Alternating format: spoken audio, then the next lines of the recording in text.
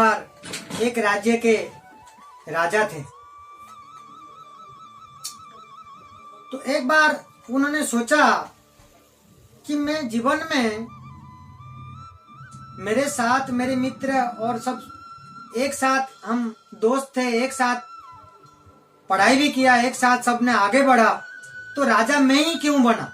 तो मन में एक बार उनका सवाल इसी तरीका से चल रहा था। तो इन्होंने, राजा ने अपने गुरु के पास जाकर के पूछ रहे हैं कि आप बताइए, मेरे मन में एक सवाल है कि मेरे साथ इतने लोग थे, हम एक साथ ही सब जन्म हुए हैं, तो मेरे दोस्तों के साथ सभी हमें एक साथ ही पढ़े लिखे बड़े हुए हैं, तो मैं ही क्यों राजा बना, ये लोग क्यों नहीं बने। तो गुरु से जाकर के राजा ने इस तरीका से पूछा। तो उनके मन में हमेशा एक सवाल था कि मैं ही क्यों राजा बना। तो गुरु से पूछते हैं जाकर के, तो गुरु राजा को बोलते हैं कि यहाँ से जाकर के कुछ दूर के अंदर एक जंगल है, वहां पे एक महात्मा बैठे हैं, वो आपके ये सवाल के जवाब दे सकते हैं। एक महात्मा वहां पे है जो कि आपके ये प्रश्न के उत्तर वही दे सकते हैं। तो गुरु की बात सुन करके राजा चल पड़ते हैं, उसी जंगल की तरफ जा करके पहुंचते हैं। जो महात्मा के पास पहुंच करके देखते हैं वो महात्मा अंगार खा रहे हैं। क्या खा रहे हैं? अंगार खा रहे हैं। तो देख करके राजा पूछते हैं, आप ये अंगार क्यों खा रहे हैं? आपके पास खाने को अन्न नहीं है तो मैं खिलाता हूँ, आप इस तरीके से ऐसे जंगल में रहने को नहीं है तो मैं आपके लिए घर बनवा देता हूँ।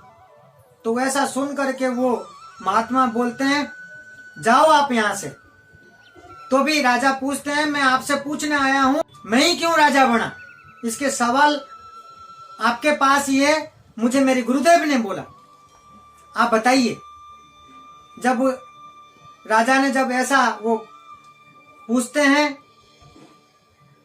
महात्मा से, तो वो महात्मा बोलते हैं कि मैं नहीं बता सकता, आप कुछ ही दूर जाकर के आगे और एक महात्मा मिलेंगे, वो आपके सवाल का जवाब देंगे, आपकी ये प्रश्न का उत्तर वही दे पाएंगे। फिर आगे जाकर के उस महात्मा से मिलते हैं और वहां जाकर के क्या देखते हैं, वो महात्मा बैठे बैठे अपने खुद के मांस को खा रहा है। वो महात्मा खुद के अपने मांस को नोच नोच करके खुद ही खा रहा है। तो जाकर के वहां पूछते हैं कि मैं ही राजा क्यों बना, आपके पास मैं आया हूं, मेरी सवाल का जवाब दीजिए। वो महात्मा बैठे बैठे राजा को ये बोलता है कि आपके ये सवाल का जवाब मैं नहीं दे सकता, आप यहाँ से कुछ ही दूर आगे एक गांव मिलेगा, उस गांव में इसी घर के अंदर, फलाना के घर के अंदर एक बच्चा अभी जन्म होने वाला है, वो बच्चा आपके सवाल के जवाब देगा। इस तरीका से जब राजा सुनते हैं तो वो राजा हैरान हो जाते हैं कि ये क्या है। एक महात्मा बोलता है कि अगले महात्मा के पास जाओ, अगले महात्मा बोलते हैं कि ऐसे गांव के अंदर बच्चा जन्म होने वाला है, जन्म होते ही बच्चा कैसे जवाब देगा मुझे। ऐसा सुन करके राजा बड़ा हैरान होते हैं, फिर भी कोई बात नहीं। फिर राजा सोचते हैं कि मेरे सवाल की तो जवाब तो चाहिए, इस तरीके से क्या हो रहा है ये मेरे जीवन में। ऐसा सुन करके फिर वो आगे की तरफ चल पड़ते हैं, जा करके उस गांव में जिसके घर बताए थे उस घर में पहुंचते हैं। पहुंचने के बाद तुरंत उस बच्चा जन्म होता है और जन्म होते ही राजा बड़ा बेचैनी होकर के, बड़ा विचलित होकर के पूछते हैं, आप बताइए मैं ही राजा क्यों बना। तो वो मेरी सवाल का जवाब आप दीजिए, क्योंकि उस महात्मा ने आपके पास भेजा। तो ये भी बताइए कि वो पिछले दो लोग, जो दो महात्मा, वो कौन थे। एक महात्मा अंगार खा रहा था, एक महात्मा अपने मांस को खा रहा था, और आपके पास उन्होंने भेजा, आप ही बताइए। उस बच्चे को बोलते हैं कि बोलिए। वो बच्चा बोलता है पूरी घटना राजा को कि पिछले जन्म में जो अंगार खा रहा था और जो वो मांस खा रहा था, और मैं और जो आप, हम चारों की चारों दोस्त थे, मित्र थे। हम एक बार जंगल की तरफ गए थे घूमने के लिए, रास्ता भटक गए थे और उसी जंगल में भटकते भटकते अब शाम होने को आ गया था। हम भूखे प्यास में बहुत परेशान हो गए थे और बहुत जोर से भूख लग रहा था। हम भूखे प्यास ढूंढते ढूंढते जंगल के किनारे पे जाकर के किसी गांव में पहुंच गए थे। तो वहां पे भंडार चल रहा था और वहाँ बड़े मुश्किल से मांगने के बाद अपने को कुछ खाना मिला था। तो वो खाने को लेकर के हम किसी नदी के किनारे पे जा करके पत्तल काट करके चारों के चारों पत्तल में खाना डाल करके जस्ट खाने को जा रहे थे। उसी समय एक भिखारी आकर के हमसे खाना मांगा था कि मुझे भूख लगी है, मुझे कुछ भोजन दे दीजिए।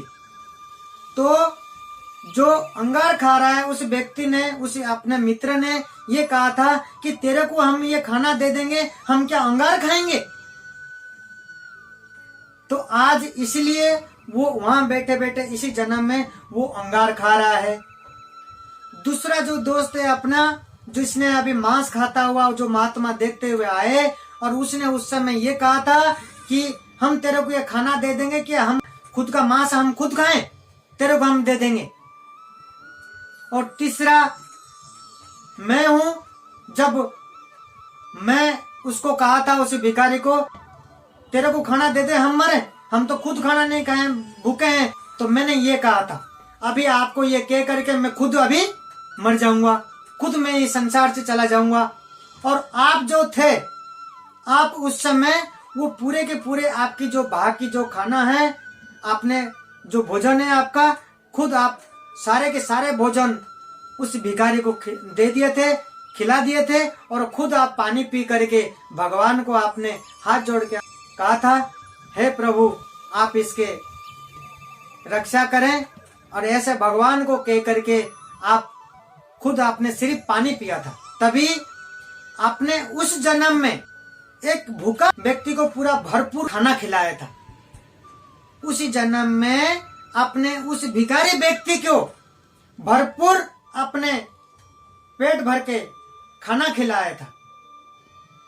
आपने नहीं खा करके उस व्यक्ति को, भिखारी व्यक्ति को खाना खिलाया, तभी आप इस जन्म में राजा बने। आप इतना पुण्य कमाए आपने उसी जन्म में, तभी आप इस जन्म में राजा बने हो। आपके साथ वाले कोई राजा नहीं बन पाए, सिर्फ आप राजा बने। सोचें आप भक्तों, इसी कथा के अंदर यह है कि हम एक दुखी आत्मा, एक भूखे व्यक्ति को भरपूर हम उसको आत्मा शांति करते हैं, तो समझे हमारे जीवन में कितना हम क्या कमाएंगे। आप सोच लीजिए, हमें अगले जन्म में, हम जो इस जन्म में, हो सकता है हमें इसी जन्म में मिले, हो सकता है हमें अगले जन्म में मिले। तो सोच लीजिए हमारे जीवन में ऐसा क्या कर्म करें जो इस तरीके से हमें जन्म मिले। हमें भक्तों, हमें सभी को सोचना चाहिए कि ऐसा जो राजा ने किया उनके जीवन में, हम सभी को मानना चाहिए कि किसी व्यक्ति को, किसी भूखा व्यक्ति को, किसी भिखारी को, किसी गरीब व्यक्ति को, जो नीड पर्सन हो, जरूरतमंद हो, एक्चुअली में वो खाने की वजह से भूखा है, खाना उसके पास नहीं है, ऐसे व्यक्ति को हम जब कुछ भरपूर खाना खिलाते हैं, इससे बड़ी दुआएं और कोई नहीं है। क्यों? किसी को आत्मा शांति होती है ना खाने से, बड़ी संतुष्टि मिलता है ना। मतलब कभी कभी हम लोग खाना खाते हैं कि बड़ा आनंद होता है, यार बड़ा आनंद आया आज खाने में, भरपूर एकदम शांति मिली आज खाने में, स्वादिष्ट खाना था। वो जो आत्मा को शांति मिलती है ना, वो बड़ा दुआई मिलता है हमें, बहुत बड़ा दुआई होती है हमारे जीवन में, और बहुत बड़ा बहुत बड़े पुण्य जुड़ता है हमारे जीवन में। ये बहुत बड़ा जीवन में गांठ बांध लेनी चाहिए। ये एक ऐसा पॉइंट है हमारे जीवन में, ऐसा मार्ग है, ये बहुत बड़ी बात है हमारे जीवन में, सभी को हमें करना चाहिए।